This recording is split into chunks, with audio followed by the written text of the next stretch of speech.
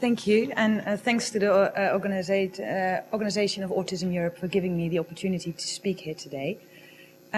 My talk, in contrast to most of the other talks that you've probably heard today, concerns community-based people from the community rather than a clinical sample of people with diagnosed autism. This study looks at individual differences in autistic traits in the general population and, thank you, and the genetic and environmental influences on these autistic traits. I'll first give a quick overview of what we know about autism thanks to twin studies. I'll discuss some previous twin studies of clinical autism and then some twin studies that look at autistic traits in a general population sample before I continue with discussing the findings of the study that I was involved in.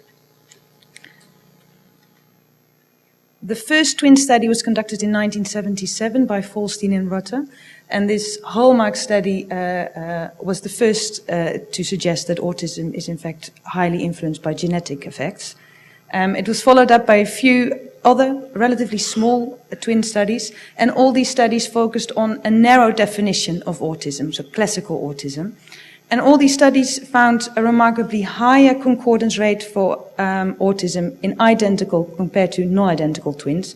Concordance rate refers to the rate that if one of a twin pair has autism, what is the risk that the co-twin also has an autism diagnosis? And this risk appeared to be much higher in identical twins who share all the genetic information compared to non-identical twins who on average share about 50% of their genes. And that is similar to ordinary brothers and sisters. Non-identical twins are also referred to as dizygotic twins, hence the abbreviation DZ, and MZ for monozygotic twins. These twin studies suggested a very high heritability of autism of around 90%. After these first studies, it was silent for a while, but recently new clinical autism twin studies have been done, focusing on the broader autism spectrum conditions, not just classical autism, but also PDD-NOS, Asperger's syndrome, using contemporary diagnostic criteria. And these studies found very similar concordance rates for identical twins, very high concordance rates, and much more modest concordance rates in non-identical twins, although the average estimate of concordance rate for non-identical twins was somewhat higher than in the classical twin studies.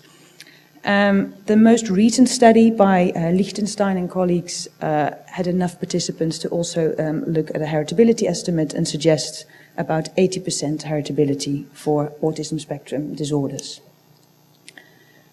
In the last decade or so, the idea developed that autistic traits may be continuously distributed in the population. So rather than autism being a distinct disorder, you either have autism or you don't, autistic traits may follow a continuous distribution, with people with autism mainly being at this extreme end of the distribution. Following this idea, various quantitative assessments of autistic traits were developed, including the autism spectrum quotient by Baron Cohen and the social responsiveness scale by John Constantino. And then community-based twin studies started to be done using these quantitative assessments of autistic traits. And it was found that these individual differences in autistic traits in the general population, so why do I have slightly more autistic traits than my neighbor, that these traits also show substantial to high heritability. In very young twins, the heritability is more moderate.